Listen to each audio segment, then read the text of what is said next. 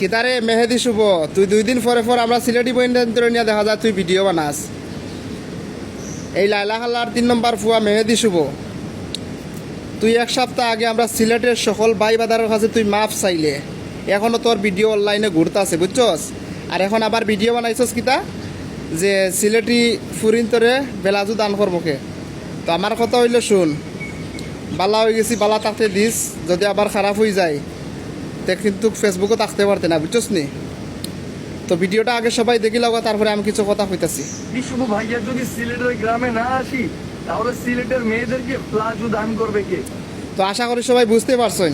আমার কথা হইল তুই এখন যে বর্তমানে যে ভিডিওটা বানাইছস আমরা সিলেটি বইনাইন্তরে নিয়ে, ঠিক আছে। তো সিলেট নামে একটা আতঙ্ক, সিলেট নামে একটা ব্র্যান্ড বুঝছস নি। আর সিলেট হইল 2 নম্বর লন্ডন। এই সিলেটের নাম ধরিয়া যত ফেসবুক রুস্টাররা আছে, এই সিলেটের নাম ধরিয়া প্রতিটা মানুষ ভাইরাল হইতেছে। তো তোর কথা হইলো তুই অনলাইনে আইসস ভাইরাল হইতে, তুই ভাইরাল হওয়ার লাগে মাত্র সিলেটি বইনাই তোর নাম নেস। তো তোর আগের যে ভিডিওটা আসিলে সকল সিলেটবাসীর কাছে মাফ চাইছিলে তোরা যখন সুর দেওয়া আরম্ভ করছিলাম। তো এখনকার ভিডিওটা দেখি লোক আসে কেমনি আমরা সিলেটবাসীর কাছে মাফ চাই। আসসালামু আলাইকুম সিলেটবাসী, আপনারা আমার উপর একটা ছোট্ট বিষয় নিয়ে অনেক রাগ এবং অভিমান পুষে রেখেছেন। আমি নিজেই সিলেটকে অনেক ভালোবাসি। বাংলাদেশের মধ্যে আমি সিলেট জেলাটাকে অনেক অন্যতম মনে করি এবং এদের প্রতি, সিলেটের মানুষদের প্রতি আমার যথেষ্ট রেসপেক্ট অলওয়েজ ছিল এবং এখনো আছে, ভবিষ্যতে থাকবে।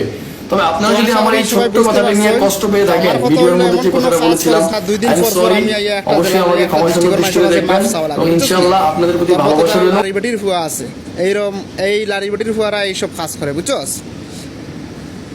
পাওয়ার জুতা খুলা স্যান্ডেল দিয়ে বাইরাইতে বুঝছস নি, মাথাতেই বাইরে একবারে পাওয়ার ফাতা পর্যন্ত নিবি সরর বাচ্চা। তুই সিলেটি বাইনাইতে নিয়ে টল খরচ, তুই যেখানে তাকস না যদি আমার সামনে একবার ফরি যাস তোরে সিধা দইরা বাতিজার ফুট উবা গাইরা লাইম বুঝছস।